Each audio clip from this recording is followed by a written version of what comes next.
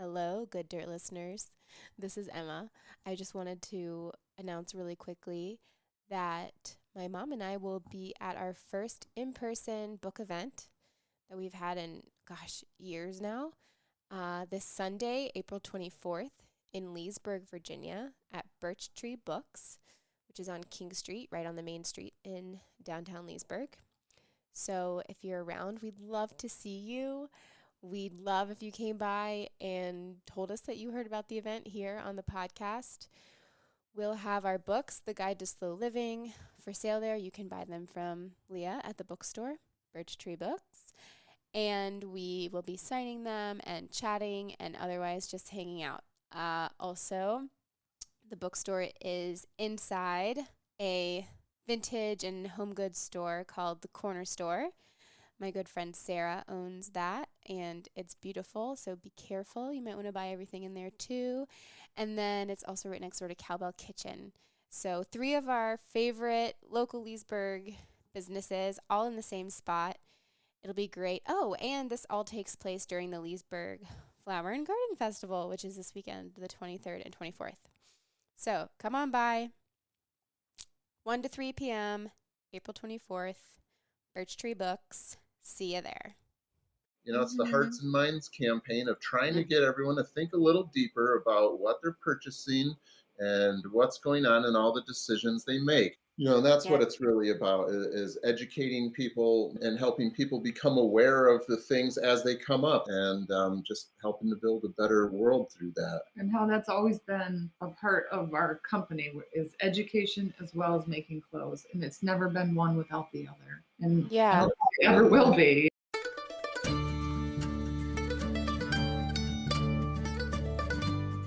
You're listening to the Good Dirt Podcast.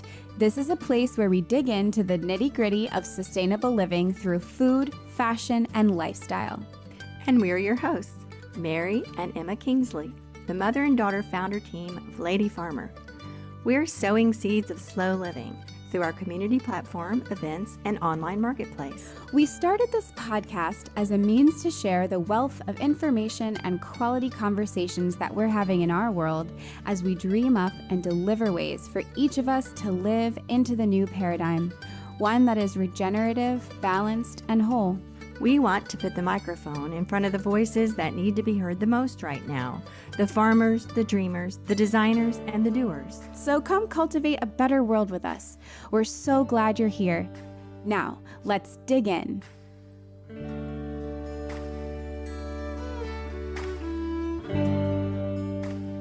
Welcome, Good Dirt listeners, to this week's episode of The Good Dirt, and happy Earth Day! Happy Earth Day, Mom. Oh, thank you. It is a happy day. So we're really excited about this episode. This is one of my favorite ethical clothing brands. People ask us all the time, what are some good brands? Where should I shop? Who's doing it right? And Conscious Clothing, if you're not already following them, not aware, such a great company. And I have been a big fangirl for a long time. And a fun story about this interview specifically, I actually interviewed them exactly a year ago. And, we're on 80-something episodes, Mom, of The Good Dirt. And we've never had any dramatic casualties of any audio files, but this one. So the interview that we did last year somehow disappeared into the ether. Yeah. But Doug and Rose Phillips, who are the founders and COO of Conscious Clothing, are just 2 of the most gracious, generous, real people. And they were totally cool about it. And we redid the interview almost a year later, which is crazy. So that's something fun about this one. So as we highlight this company, we're always saying it's hard to check all the boxes in sustainable fashion. That, you have to choose certain issues that you're going to concentrate on. But in terms of a company that is addressing these issues, they're the ones that check most of the boxes of any that we know. So yeah, like all possible boxes, I would say. We think it's really appropriate to feature them not only on Earth Day, but at the conclusion of Fashion Revolution Week.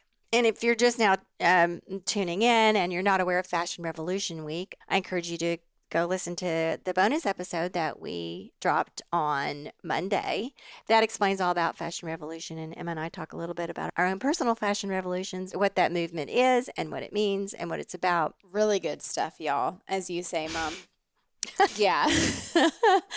So I also will mention, and they mention it in this interview as well, but Conscious Clothing has a big sale on Earth Day every year, which is sweet, and y'all should get in on that. I have their short jumpsuit and their long jumpsuit, and in the summer, it's like all I wear. They're so well made, best material, so no shame in just having this be a full-on commercial for Conscious Clothing because we just love them, and we love them as people. They're so amazing.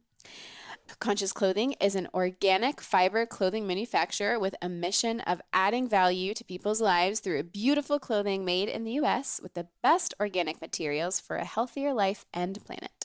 Listen in for a glimpse into the journey of a husband and wife team growing a family and a vision of sustainability in the clothing industry through all the challenges of life, a pandemic, and a cancer diagnosis. So, Rose is living and surviving with a cancer diagnosis, and her work is just so beautiful. And I just really appreciate the love and the power that she puts into what she's doing. And they're an incredible team. So I'm so honored to share this conversation with you guys. And as always, we hope that if you are enjoying the Good Dirt podcast, whether you're new to us or you've been listening for a while, we really appreciate you being here. We hope you'll share it with your friends so we can share the Good Dirt even more. And we have officially crossed 100,000 downloads this week, which is a huge deal for us. And we have a lot more on that coming up. We really want to celebrate the growth of this show. And we're also approaching 100 episodes, which is cool. So 100 episodes, 100,000 downloads, not bad. So we hope you enjoyed this conversation with Doug and Rose Phillips of Conscious Clothing.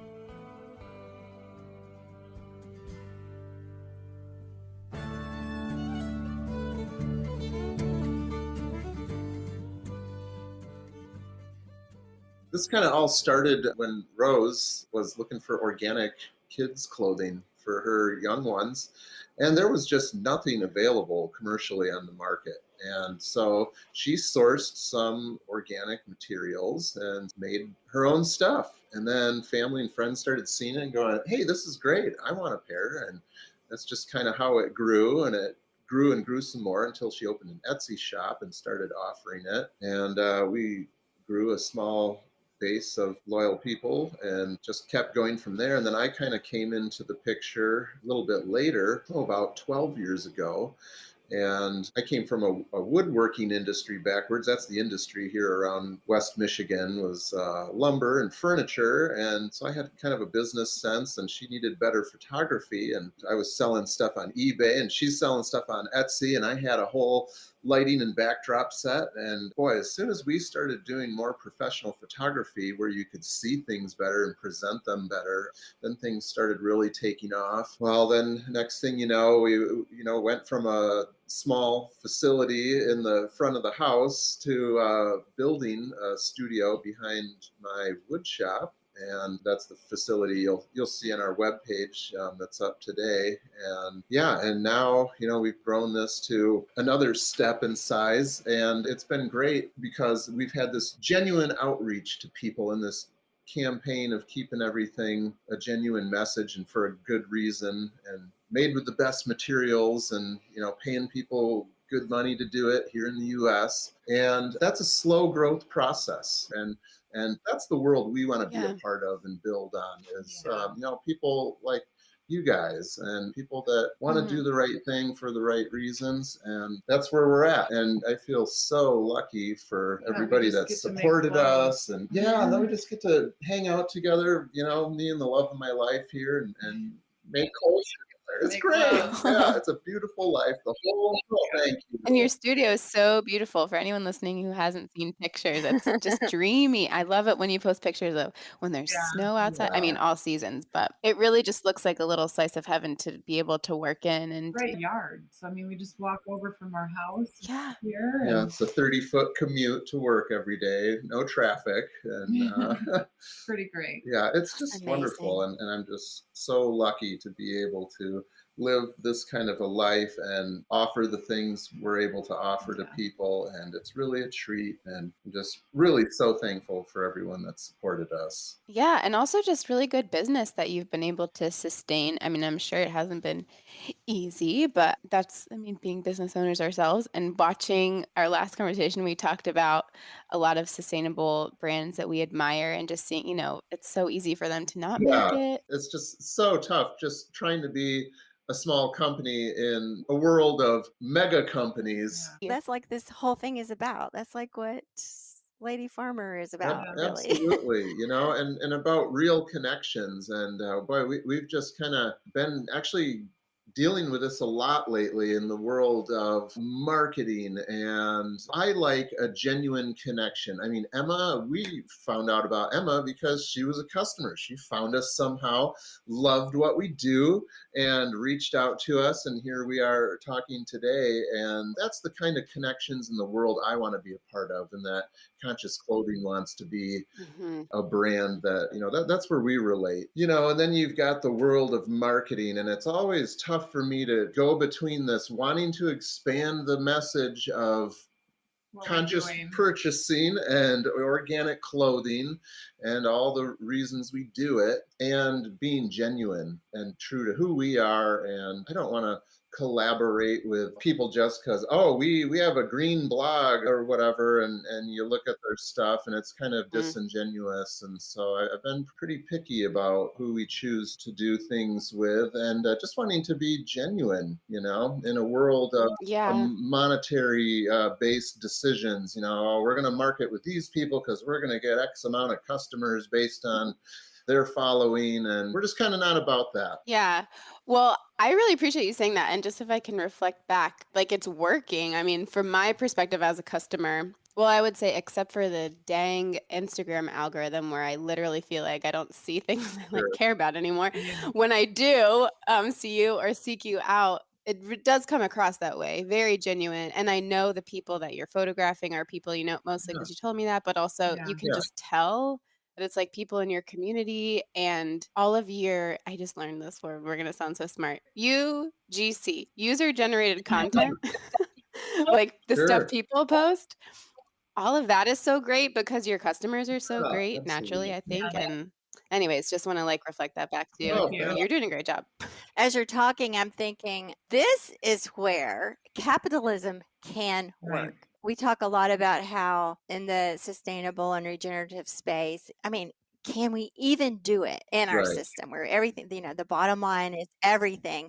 And I think that's a big question. But, companies like you guys that you cultivate a loyal customer base because you have a great product and your product means something. It has a mission, it has a meaning besides just selling something.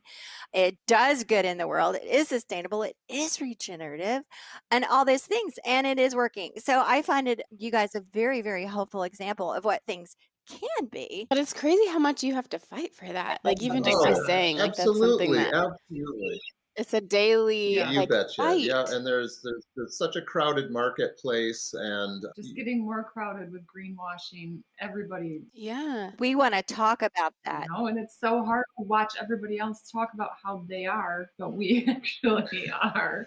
Yeah. I know. We send out a blog post, just email to some of our customers, and I'm working on one right now where we're talking about exactly that, this greenwashing and just, these huge claims from companies I've never heard about. It's really funny. A paper catalog shows up in my mailbox, and on page 1, it says, the first brand founded on a total commitment to sustainability. And here it is on a paper catalog.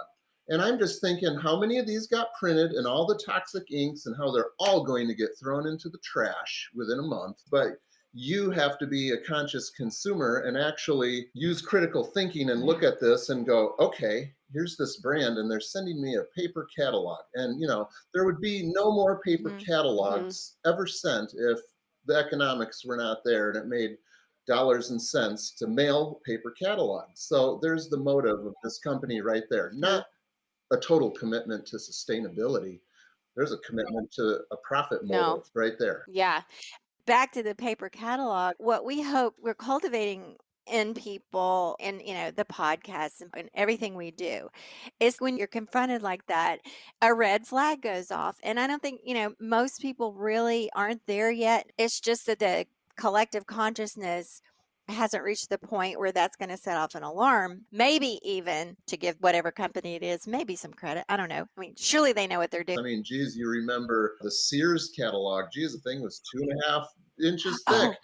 We've come from this world of doing it the wrong way. We're trying to get to a place where we're doing it a better way. And this is just what is. So again, it's critical thinking skills that we're trying to impart in people to look at this and then do what you can do to change it. What can you do? You know what you can do? You can go online and say, please stop mailing catalogs to me, to this company, or please remove me from your mailing list. I know who you are. I will find you online and shop that way. That's a huge component of this, is dealing with where we're coming from and then trying to espouse the virtues of where we want to go. Yeah. And being clear about why don't I want your catalog? Because I don't want that stuff in my house. I don't want you using the resources that it takes to send it to me. I don't want to participate in this. And just like really clear, and sometimes sound kind of, strident or whatever. And it's like, why are we putting, to your point, Mom, those resources there? Well, that's right. It's the profit motive, and that's what's clear to see, but it takes critical thinking to get to that point, to go, why are they sending this to me? Oh, it's because sending catalogs is proven to make money. So that's the motive, as they're saying, oh, we're built on sustainability. And then, so here we are with where we've come from and where we're trying to get. And all along that way, we're having all these half measures and things that seem like a good idea. Perfect example is another bold statement from this paper catalog that showed up, saying how their new blazer is made from a blend of recycled polyester from raw materials like plastic waste bottles. Well, I don't know, I like the idea of recycling plastic into deck boards or lawn furniture, something big and solid. I don't know that shredding it up smaller into microplastics and then putting it through the wash and distribute it in through our waterways is really the best way forward. So now we're at this point of half measures where, hey, we're doing this and we're recycling plastic bottles, but now clothes that you have to wash. Yeah, so now we got to live through this, and how long is that message going to take to get out? I wish everybody could hear this podcast and hear that right now and stop buying clothes with plastic in them, because they're sending microfibers into your waterways and into your blood now, apparently. Did you guys see that? Yeah, that article came out a couple weeks ago. Now it's like in everybody's bloodstream. But Doug, I'm so glad you said that. That's a big bugaboo of mine. Oh, I love hearing you say that so much, because not only about the microplastics, that is, at least in my mind, the knowledge of that is either mainstream now or getting into the mainstream, or it should be. People are talking about it a lot more than they were like 2 or 3 years ago when we discovered, oh my gosh, your yoga pants are spreading microplastics everywhere. It just seems now that it's way more common knowledge. But the other thing is this: in the consumer mind, when they see those labels that say, oh, this is made of recycled water bottles, this is keeping this out of the ocean, they go, oh, good, I can buy this and I can feel okay about it, microplastics aside. But to me, all that does is continue the green light for the industry that creates plastic water bottles. Yeah, they don't get a pass. They don't get a pass because those things are recycled into things, including clothing, that end back up in our bloodstreams and the waterways. It just is no good. It's not good. And when do we start having to buy water anyway? That's a ludicrous idea. So the whole thing is just so not good. I love hearing you say that. Please, listeners, think twice before you purchase a garment that says it's made out of recycled water bottles. There's many Yeah, reasons not to do absolutely. that. And we're seeing a lot of that right now. And it's, Yeah. again, it's this point in time that we're at where it sounds like a good thing, and we're starting to realize it's not a good thing at all. But it's at this point in time where they're still touting it as a good thing. So we need to wisen up and do it quicker. And pretty hard to do that with the rat race world we're all forced to live in. And the magazines showing up and everything's kind of a blur, and your kids hollering for something. You go, oh, yeah, this other magazine, they say they do good stuff and they're built on sustainability. Awesome. You know, it just kind of comes in one ear and out the other. So that's the point where we all have to make conscious decisions and use critical thinking. And us as providers of information and content need to continually cover these topics and reintroduce these concepts and topics and help people really get that into their vocabulary, into their mindset, into the way they make purchases. Yeah, I really want to come up with a phrase or something. The really discerning consumer, not just the conscious consumer, but the one that is willing to penetrate that, veil of what the commercial's telling us or what the ad, and even be even more up to date on recent findings, such as we now have microplastics in our blood. Thank you. Or we have plastic in our blood because of the microplastics. But what do you guys say to the person that says, well, isn't it better that I buy that fleece jacket made of recycled plastic bottles than the thing made of polyester from China? What would your response to that? Don't buy either one. Go to Goodwill. There's about 20 of them there. 100%. Yes.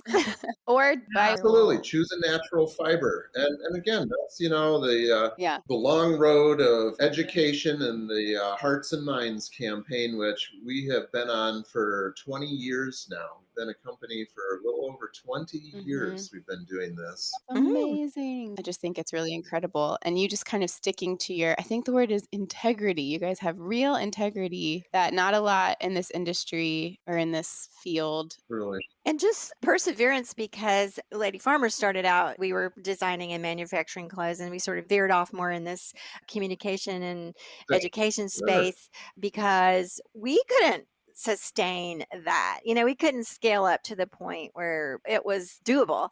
And here you guys have done it. And not only your product, but your, as we just described, your work environment, the community, and it's all these different levels of sustainability, which I think you're in a very, very small club, actually, that can check so many of the boxes. We always say you can't check all the boxes.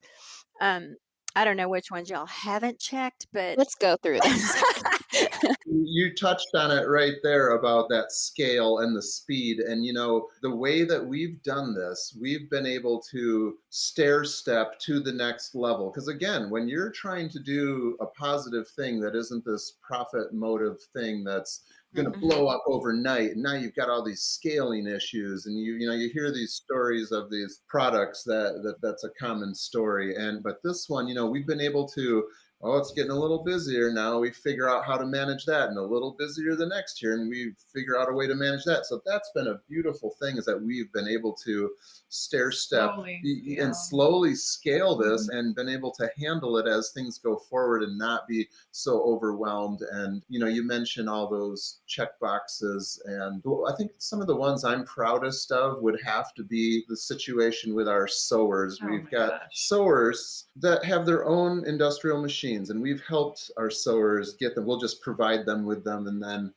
they can pay them off slowly, and they're able to have industrial machines at their home, and then we just send a bin of cut materials with a card clipped to it of what it is, and the next week they give me a bin of completed items, and I give them a new bin of things to sew. So now here's an opportunity where people don't have to get in the rat race and be someplace by 8 o'clock, 9 o'clock, and childcare. Find childcare and all those things. And then, we have a wide range of sewers. We have moms with kids at home that's the scenario. One of them that wanted to be a part of this so much that the cost of daycare on 3 kids basically balanced out to what she was making sitting here sewing. And I said, that doesn't make sense for you. It makes sense for us. We're getting work done, but but let's make this make sense for you. And I set her up with machines at her home. So now, guess what? She's able to live a more autonomous life at home with the kids there, and now is actually making money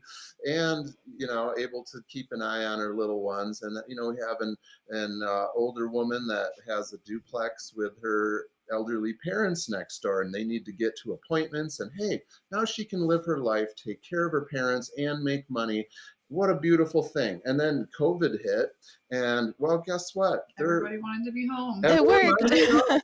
And there was really no You were bumps in the already road. doing it. Yeah. Prepared for it. So that was one really cool thing. So I think that's one of my proudest check marks is how we're able to, we worked through COVID. We worked through COVID and are able to give people an autonomous life and still make an income. And I think another one is the way we handle our waste. When we cut through a run of products, we take all the usable, sizable scraps and we put them into a maker's box for people, because there are so many cool things that can be made from these pieces of material that would otherwise be thrown in the trash. And as far as I know, I believe we're about the only company that does that, takes the time to do that, take the waste, collect it, sort it, box it. Some other smaller sewers do as well, which is great. Yeah, that's amazing. Anything we can do to keep stuff out of landfill. So that's another thing I'm really happy we do and excited to offer that, because all of a sudden we get these amazing pictures of what people come up with. Yeah, oh my gosh, somebody made this beautiful quilt that was a sunrise over the mountains of all the scraps of different colors of our material. And I was just oh my gosh. And to see people's creativity is so cool. Do people order that from you, the sewer's box? Yeah, it's like an add-on when you buy something. I have one. Yeah. Thanks, Emma. How much does it cost, or is it? I don't remember. I think they're like 30 or 35. Yeah. That's so brilliant. But it's a no-brainer because that is it's like brilliant. The fabric is it's such good quality, it's such beautiful colors, and it's such like easy inspiration because they just like are what they are. And it's hard to like, unless you have a bunch of scraps from your own projects, which my project scraps end up really like not being very usable, or like I kind of like a lot of pattern stuff. So I don't know. So I really love my makers. Yeah, awesome. Thank you. I want to see what you made. Yeah. The making culture is kind of catching on, and quilting and all that sort of thing. So more people need to know about this, I think. Yeah, we only have them, when we get to kind of critical mass and the bins get full, and it's like, okay, time to get some made up. And then it's a big operation, takes a couple days, and we'll get everything sorted and packaged, and then it's like, all right, they're available, and then they go real quick. Oh, that's incredible. Back to y'all's setup. So it sounds like you have a lot of people working at home. You still do have people in the studio, right? What does that kind of look like day to day, just operations? Day to day, we have some help with packaging, and then we've got Rose and I, we're basically to keep up with the sewers. So I hang out in the wash room washing. I pre-wash every piece of fabric that comes through this place. We have a large 62-inch wide ironer that all the material runs through.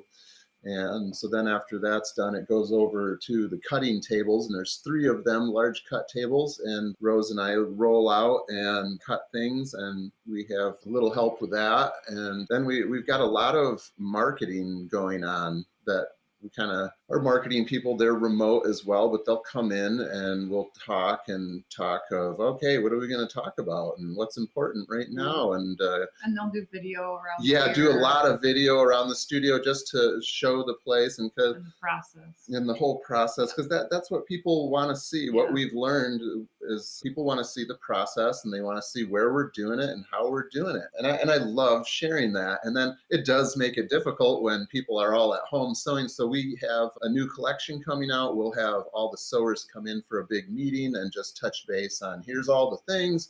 and we'll go through each one and do a demo on how they're done. So those are the days where we'll have all the chairs filled and, Oh, looks that's like the fun. place is buzzing. And then so we'll, Yeah. you know, HQ. yeah, we'll try to get some images of that when everyone's here and it looks like it's really bustling. But really, most days it's pretty quiet around here. It's Rose Okay. cutting and keeping Sasha up with cutting. things, and Sasha does a ton of cutting and works on marketing stuff. So it's a lot of that storytelling and talking about what's the important thing we want to talk about today and our messaging. So that's a big part of it. And Rose is working on all the new designs and new things to come. And so that's kind of how it looks. It's so exciting when you guys have new designs coming up, but it's also amazing how steadfast and timeless all your current designs are. And they're just so versatile and they all work together. It's really amazing. Yeah, I'm pretty amazed that some of the things that I designed like 6, 7, 8 years ago still sell like crazy, Like there's nothing like it. And that's really cool to me. Yeah. Oh, it just goes to show you don't need 52 different Yeah. designs a year. You need a handful forever. Yeah, absolutely. And our stuff is designed to kind of slip into your existing wardrobe and be those staples and those base pieces. Yeah. Only now they're made out of organic materials, and made Mhm. ethically here in And they're America. also made to last, Ah. which is a really important thing with us too, is that he's ironing everything so that it Yes. doesn't shrink later, but just making sure that, everything's made to last and there aren't pins in it. Yeah. I want to hear about your fabrics and where they come from and how you source them, and talk more about that. Just tell us anything you want to say about all that. Comes from all over, and Yeah. it is such a global world. As we find out with things, we're like, Yeah. okay, well, and a lot of this all kind of was exposed to us through COVID because of supply shortages. Because Yeah. you're like, hey, Mhm. what the heck? Where's the fabric? And they're like, well, this is going on, and it's going on because this is going on over in this country. And so Yeah. you just follow the dots. And from what I've learned, it looks like a lot of cotton comes from India. And then because the labor to Mhm. manufacture it is so cheap, you know where it goes next. It goes to Mhm. China. And Mhm. also because of the hemp regulations, they're okay with it over there. And so a lot of the hemp material comes from there because of those, restrictive laws, which have recently been loosened here in the US, but still getting that system up and going is not there yet. We're a long way away. Also, Yeah. I will say, just because something is like manufactured in China doesn't necessarily mean that it's not completely ethical and Right. like a Absolutely. wonderful factory. Absolutely. Yes. I mean, that's kind of a buzzy thing to think about, but as consumers who I'm sure listening to this podcast, everyone really wants made in America and as close to home as possible. Having been clothing manufacturers for a brief stint ourselves, we can say that is so hard, if not impossible. And when it is possible, it is so outrageously expensive, not Absolutely. only for the people making it, but then of course for the people buying it. So really the best we can do right now is go to the places in the world where the supply chain is established and they are getting these fair trade certifications, and it's a Right. good place to be manufactured. And then just all down the line, ultimately, as it gets to you guys and the clothes are sewn here, which is still A big step. domino effect. Yeah. I mean, people might get a mindset where it has Mhm. to be USA, or or even like it has to be organic. And if you could talk about that too, like organic is great and preferable and the ideal, but there are other things like Right. naturally grown or sustainably grown and Right. other kind of designations that are good as well. I want you to talk about that a little bit. And also alternatives to conventional cotton, and why do we want to do better than conventional cotton, if you want to talk about that a little bit. Oh gosh. Well, the conventional cotton is so water heavy to be grown, and it's a Hmm. huge resource. So Yeah. we tend to not use conventional cotton. We do use organic cotton, where we right now have a company that we order from, and it's 100% organic cotton, and it's from America, which is incredible. Like Mm, you just don't find that. And here's so, yeah. why it's important. Number one, the pesticides they put on that stuff on oh, conventional cotton. So a majority of cotton is grown in the Texas area.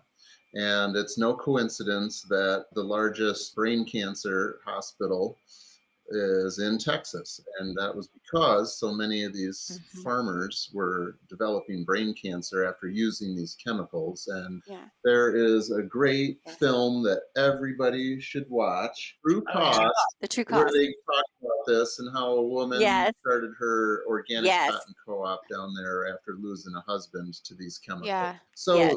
that's a major component of it for us. Now you've got people getting exposed to it, but on a larger level, now the stuff's washing off and into the waterways. Yeah. And what else is it affecting? If it's affecting the guys spraying it with brain cancer, I can't imagine it's that good being in the water and on the ground. So that's the main reason we are using organic cotton. And we try to use it in conjunction when it's woven in a 40-60 blend or a 45-55 blend of hemp and organic cotton, because now you're using a product that it's super sustainable, way less water consumption in its production, and it lasts longer because the fibers are anything. Yeah. When you grow hemp, you can Yeah. I mean, it grows like a weed. So Yeah. And hemp is super durable too. And isn't it like also like antimicrobial and it's amazing. It's amazing. It really is. And we were having this conversation with somebody a couple weeks ago how the organic cotton's really wonderful and soft and everything, but when you blend it with hemp, you're really increasing the durability and the life of the product. Socks are a great example. So I also want to communicate to consumers that we encourage people to try to wear and buy natural fibers. And of course, cotton is a natural fiber, but be aware that the conventionally grown cotton, like when you see in a label of something, it says 100% cotton, that means all these things we've just talked about. Do you guys use any hemp linen blends? No, we don't. I'm trying to remember if we ever ran across that. Or hemp. Do you use any Tencel? Like a lyocell? We've used it in the past. It's nice, but I've heard the water production on that is just really awful.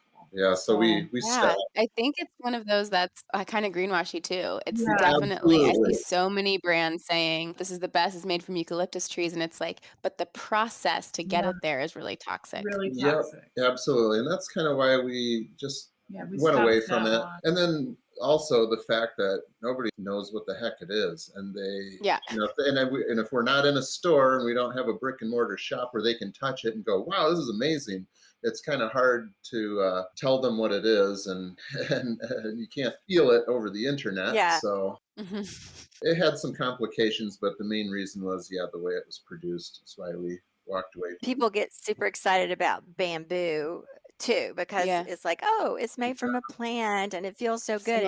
And yes, it does. But guys, by the time it's been processed, it is not, we don't consider it a sustainable fabric. And that just takes education. That just takes people, hold on a minute. Yeah, it's a plant. Oh, that was just, the bamboo. That was just another one that we got away from. We used it for a minute, and it was super soft. It didn't hold up as well as our hemp organic cotton stuff by any means. And then once we found out, how it's actually processed, we're like, I think we're done with this. So we walked away from that. And something else you got to consider too, we're in this capitalistic environment where all these companies are looking for the lowest cost country, the LCC, and and how do they find them? Why are they low cost? How do they find them? Well, it's because they don't have the regulation in place like that. So that's the problem. There is the nature of this capitalistic system that is continually looking through an industry lens to lower the cost of something, and they do that by going places that there's no regulation and cutting costs. Yeah, I was having that same thought when you said about the pesticides running off into the water, and it's like they don't have the government regulations in place, in those more developing countries. And then that's why everything went offshore, or it's part of the equation, obviously, because we don't want that mess here. So we just offload it to other parts of the world. It's just such a twisted situation. Oh, absolutely. We have it's unofficial. It's mostly just me talking, but I like to get people asking, why is this so cheap? Yes. Instead of, why is this so expensive? Because when you talk about sustainable clothing, that the first thing people go, why does this Yeah. cost so much? And so we always, we're always like, oh, because of this and this, and explaining and all of these factors that are going to make the consumer, if it's really sustainable, the consumer is going to have to pay more money. So let's just flip that over and have the consumer asking, why is this dress Yeah. $12? I love good that. idea. I love that. I wish you would have been in the booth with us, Mary. There's so many times at shows where, first of all, you get the old guy, oh, hemp shirt, can I smoke it? Okay. Yeah. I've heard that Uh-huh. one Oh, many yeah. times. Yeah. But Old then joke. the other people going by, oh, $180 for this. What is it made of gold? I love that comment because now it's an opportunity to say, Yeah. well, here's the why Yeah. and the how. Yeah. And especially with people now so outspoken about systemic injustice and social inequality and all these things. And every one of us make decisions every single day. Everything we use and everything we pick up, every product is going to have some sort of relationship to that. Absolutely. And we're talking about cultivating consciousness, cultivating the critical mind, critical thinking. What am I using? Where did it come from? What humans were involved in this? What materials were involved in it? How does this affecting humans, the planet, my own health? It's pretty complicated. And here I am talking, I'm realizing anyone listening to this probably turn it off because it's too much to think about. Well, that's right. And then comes this point. It's like, you know what? I just wanted the dress that made me look good. Okay, I didn't Yeah, need that. yeah, yeah. Yeah, I know. There's just so many things and so many layers, and it comes down to there's just so many components going on there in all this, and it almost relates to everything we're experiencing as a culture, and even politically and commercially. And so that you get these corporations and politicians. It's just like when a fascist tries to come into power as somebody with overly simplified answers for very complex questions and Yeah. things that are going on. And for some people, it's just easier to go listen to someone and go, oh yeah, they sound like they know what they're talking about, and now I have a workable construct of reality, and we're going to go with that. But it does. It takes. It's the Hearts and Minds campaign of trying to get everyone to think a little deeper about what they're purchasing and what's going on in all the decisions they make. And then trying to bring that back to a more topical scenario of trying to find a dress that you look good in. So I saw this quote on Instagram this morning and it really stuck with me. I think this pertains to what we're talking about right now. It's Alan Watts. Do you guys know the intellectual philosopher dude? He says, the task of a liberated person is not to scold the world and preach to it, but to delight it back to its senses. I love it. Ooh. So I think maybe we take a moment instead of talking about everything bad. And we can use conscious clothing because we're talking to you guys as a touch point, but like the delight of every aspect of the process of ordering something from you guys and then wearing it and just looking at it. Like, again, everything we've mentioned in this episode so far. So thinking about all of the people, the wonderful community of hands that touches this fabric, you guys, Rose's brain that it came from, and then ordering it and then thinking about Doug. I didn't know that you like washed all the fabric. So Doug standing there like switching things over, then it all gets ironed, then it gets sent to someone's home and sewn. And besides all of that, it's also like really cute stuff that I wear. I That love backyard jumpsuit, I wear it every day in the summer and wear the heck out of it. And I think I've had it like for 3 or 4 years. And so far, no holes. I don't think. I'll have to check, but I don't think any holes. And when I do get a hole, I have my maker's box of patches that I can sew with it. And so, like, all of those things added up, like, it is truly a delight to engage that way with my clothes. And I'm not doing that out of guilt. I'm doing that because I'm choosing this, like, more delightful way of being and shopping. And it's really, there's like nothing like it. Emma, I'm That's flattered. so nice, Emma. Yeah, Thank you. that's it. I That's know. it in a nutshell right there. That's the feeling we're trying to share around the world right there. Yeah. And it's obvious that I'm not the only one. Once you start down this path or rabbit hole or whatever you want to call it of being mindful and paying attention to the stuff you wear and use and eat too as well. And you start really, getting below the surface of it and learning about the greenwashing and making your way through all the marketing and going for the truth. It is a delight when you find the products that you can feel really good about. And I'm not just saying that from a sense of a do-gooder Yeah. kind of attitude. It's not that. Yeah. Not the same satisfaction as posting something No, on Instagram and saying, look what no, I'm not at doing. all. Well, and I think you need to pull from that source of joy to help guide you through all the nonsense and the BS. And so many things in Yeah. life seem to be the golden rule. Does it feel right? Does Yeah. this seem like a good Mhm. thing? And when you get those little senses in your head, like, oh, polyester jacket made from shredded up plastic, but I don't know, cue into those intuitions, Yeah. cue into those things and maybe think about it for a second. Is that really a good thing? Boy, I don't know. Listen to yourself and follow that Yeah. joy, in trying to do the right thing in all the aspects of your life. Yeah, and like this t-shirt might be $7, but I bet the person that sewed this physically, what was their day Yeah. like? That kind of thing.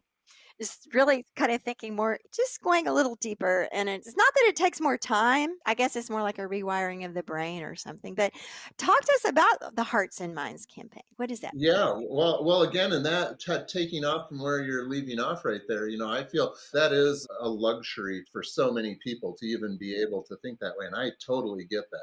So many people's Mhm. economic situations around the world are, Mhm. Mhm. they won't even allow that to be a part of their reality where they're at. It's not an option, not a choice. Mhm. So for each of us who are lucky enough to be in a Right. position to, have these deeper, bigger Yes. conversations and meanings, I mean, that's Around our clothing. yeah, Yeah. that's a blessing. Geez. Yeah. That reminds me of something else that we like to emphasize is that if you are in a position of privilege to actually have that choice, then that choice then hopefully you will see that as a Yeah, absolutely, responsibility.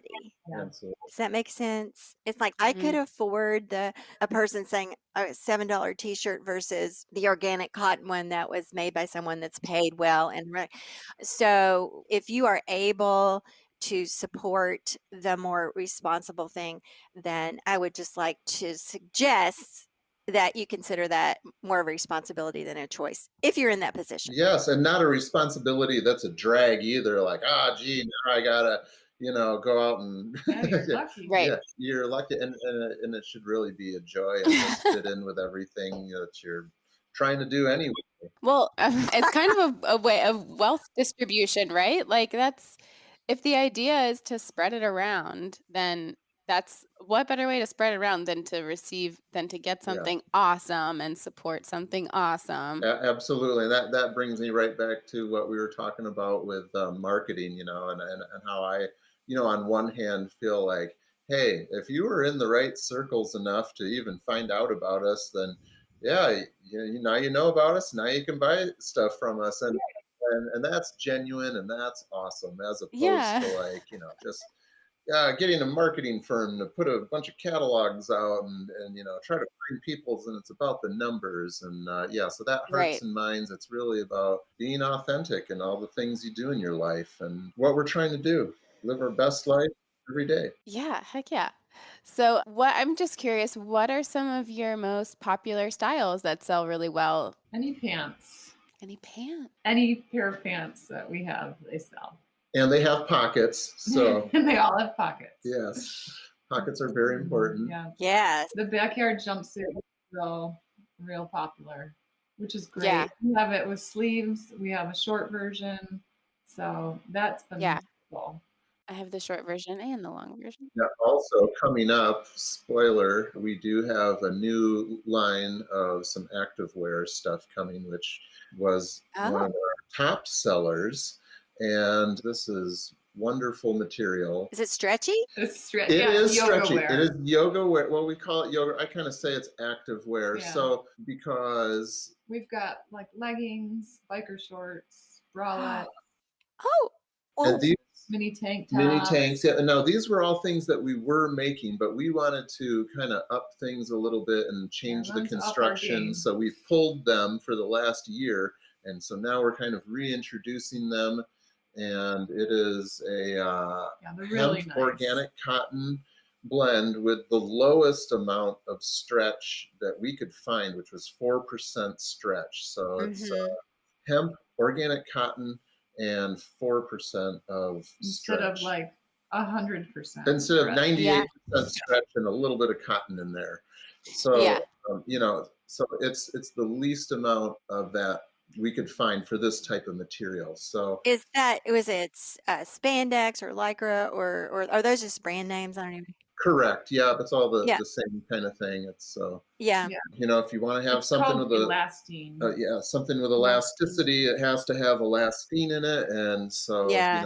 this was the I know. best alternative. It is funny too if you try to do it without elasticity. Like we've Nobody will buy it. experimented. Well, nobody will buy it, but also it's weird to wear. Like your knees kind of stay. Yeah. Like you get little Well, divots in your knees and like. they're gonna discover an organic one or something soon, or a Yeah, wouldn't that be great? I know, or something with rubber from a rubber tree. Wouldn't that Yeah. be great? If yeah. or, I have to say I also have a pair of your leggings from whatever last time you did that, and those are great. So Yeah. it's the same Yeah. fabric but different construction. different Yeah. construction, an updated construction that Updated seams mostly. We've got like a Okay. overlock seam and gussets, so it's just for better fit and longevity. Yeah. Yeah, and so the way we had done them in the past, just a 4-corner seam in the crotch of it, and people that are really active Yeah. would sometimes have an issue with Yeah. the seam. So this gusset down there will eliminate any issues. You could be Spider-Man and they would work out great. So That's exciting. yeah, that's exciting. But that was a huge seller for us, which we're excited to get Yeah. reintroduced. Yeah. Mm-hmm. What kind of dye y'all use? We use low impact natural dyes when we do our dyeing. We Mhm. barely But, dye anymore. now- But sometimes we do when it's Yeah. sunny and nice out, which is Yeah. not Yeah, or we're doing a special run, but honestly, labor intensive. it's labor intensive, and this thing just grew to a size that we couldn't keep up with it, number one. And number two, at that scale, all of a sudden, if you've ever worked with dyes, you will know minor fluctuations in the water coming out of the tap that day will drastically change I know. color. Yeah. Yeah. Now all of a sudden, hey, this doesn't look like it looked on your website. And No. you're absolutely right. It is 4 shades different, in fact. We do use usually a lot of like powdered Dharma dyes because fixative on those is also pretty easy. So we use Easy and more environmentally friendly than the other toxic options. Yeah. So. Yeah. So we try not to do it as often, but that's what we do. And that's a tough thing. And now I feel a lot better about it being done at a professional place where I know that all the water, we have it done at a place out in LA when we do dyeing. And there is a fantastic water treatment system that city has, which that's where any factory, they're plumbed into the wastewater treatment plants of whatever municipality they're living in. And they have a fantastic system out there. And I feel way better about the city of LA's municipal system handling that wastewater than when it comes pre-dyed from overseas. And you don't know what's going on there. And we've all seen the huge plumes of indigo dye being released directly into the ocean or a river. And, so I feel way better about it being dyed by a professional production house here in the US where there's regulations and the proper facilities to handle that wastewater. Yeah. So not to dwell too much on hearts and minds, but can you give like a sound bite? Like just what is it? Is that your guys' personal campaign, or is it what is it? Just like so we can frame up what it. Yeah, absolutely. Well, I think that phrase kind of came from General Stormin' Norman back in the Iraq War days. I think where I pulled that from of trying to win the hearts and minds of people of a country to think the U.S. are good guys as we're rolling through their towns with tanks. But for me personally, and our message, hearts and minds, is that education component of everything you're talking about here, of trying to get people to be mindful and thoughtful when they're making a purchase. And it doesn't have to be some big over the top thing. It's just putting together the knowledge that you have of how the world is and the way it works, and trying to make a decision when you're standing in front of that $7 t-shirt versus the $38 made in America with organic cotton one. And that's what Yeah. it's really about, is educating people, number one, on all those important details, and helping people become aware of the things as they come up, like the polyester sport coat made from recycled materials, and how that's not a good thing. And so it really is education, and just helping to build a better world through that. And how that's always been a part of our company is education as well as making clothes. And it's never been one without the other. And I Yeah. don't think it ever will be, Awesome. Has there ever been a time where you feel like you guys have sort of veered off something like that, and maybe it was you thought that's what you were supposed to do, or it's really hard to balance all these values in this like Sure. current capitalist system that we're in, and you're trying to figure out how to grow your company, and maybe you make some choices and you're like, wait, that's not what. And has there ever been any of that? Well, I think right now when we send our yoga stuff to be made because we need the help, and then a year later we still don't have it back, and the company is dissolved, and it's just a mess. And trying to get our product back has become a mess. Well, I think too, something that we veered into in a very touchy subject, because it's personal, it's with people, and it's with adding extra sizing to Yeah. our clothing runs. That was probably a major one where we veered off, because we had such a vocal outpouring from people for more inclusive sizing, and we Yes. responded to that. And maybe larger companies are better able to adapt, but for us it's very difficult, because now you're talking about redesigning a pattern. So with clothing, you can run a pattern from an extra small up to an extra large, maybe a 2X on certain pieces, and run the same pattern and grade it to the next size up. As soon as you get beyond that, now you have to actually change the shape of that garment through different techniques of patterning and sewing. Darts, for example. So now it's a whole nother process, and so here we go. We veer off on this path of adding extra sizing, and everything's going great. We've got 3 and 4X, and now all of a sudden, too. absolutely, yeah, very well accepted. And then now all of a sudden, you've added 3 and 4, but where's the 5 and 6? The vocal outpouring for us to do this just wasn't matched with the sales. Now we've invested all this time, energy, and work. We've got the patterns, we've done it. Yeah. And we barely sell them, although they are available, they're there, and we have plenty of them in stock. And I say we're trying to meet people with where they're at. So I'm proud to offer that extra sizing in our lines, and I think it's important to have. And so that was a really interesting thing, because it got really personal for a lot of people, and we saw that there really is a lot of hurt in the world involved with that, and just a lot. It went deep. It's one of those things where it's really hard to grasp if you don't really understand the process of making clothes and clothing construction.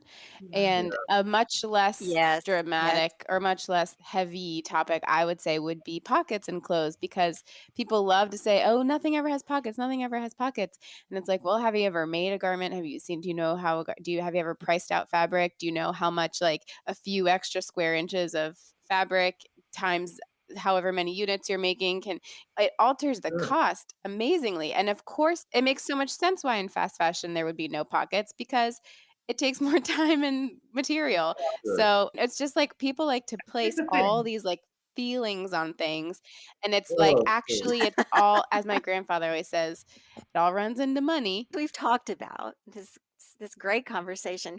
How does this all relate to the good dirt for you in your eyes? Gosh, I would have to think in just the cultivating of great relationships with you guys and conversation. And, I hope that this all just grows into a learning experience, some topic or some level for your listeners out there. And I think this is really important stuff because it's it's about everyone's life and place we live, and we all share. We all need to be a little more conscious of things moving forward and in any way possible. So I'm so glad you guys are here and being Me a part too. of spreading the good word through the Yes. good dirt. And I love what you guys are doing. Yeah. Thank you so much. Yeah, and before we close, and Is there anything else that you want people to understand about yeah, conscious clothing and you guys and your work? You've said so much good stuff, but anything you want to like leave people with? Yeah, something we care about and Yeah. want to shine a light on is Earth Day. With Earth Day, we always have an Earth Day sale every year. So our Aprils always turn into insanity, April and May. Yeah. So then that kind of sustains our making for Yeah. quite a while. Yeah. Yeah, absolutely. We're actually working with a brand right now, and they plant trees for every package we ship. Oh, wow. Oh, I Just totally forgot about this. Pay Yeah. them to plant trees on our behalf, which is Yes. really great. And so then everybody can feel like, hey, I bought this, but to offset my carbon footprint, they're planting a tree for us. So we've been doing that for almost a year now. Yeah. Oh, cool. And that's just Yeah. a continuous thing. And again, that education Yeah. component of things. So that's why we do it. And that's been like our biggest thing every year. Yeah. And so, yeah, things kind of ebb and flow, but we're just a small company trying to do the best thing possible. You Oh know, my God, or yes. clothing. We're just a small company. Please be easy on us. I get it. And I know that against the Amazons of the Oh world. my And gosh. yeah, Some people we're- don't realize who they're shopping Yeah, with. they're- and it- Yeah. Number one, there's can tell. actually a human being answering that email on the other end, and And yeah. we also need a weekend. Yeah. But really, our customers are great, and they're really great. And I think they've also helped spread the good Absolutely. dirt. That's what it's all Yeah. about. You know, I think it's gratitude is just what the note I want to leave on is gratitude for everyone who's been a part of this and bought from us and talked about our stuff and to a friend. And that's just a beautiful thing. So thanks, everyone. Yeah. Production. Yeah. Oh, that's great. thank you so much for taking time with us absolutely. again. It was great. Yes, it's always great to talk to you. It's been really a great conversation. Have a great rest of your day. We love Thank y'all. you. Thank Yeah, you so you much. too. Thank Thanks, you. you guys. Bye. Thank you. Bye-bye. Bye-bye.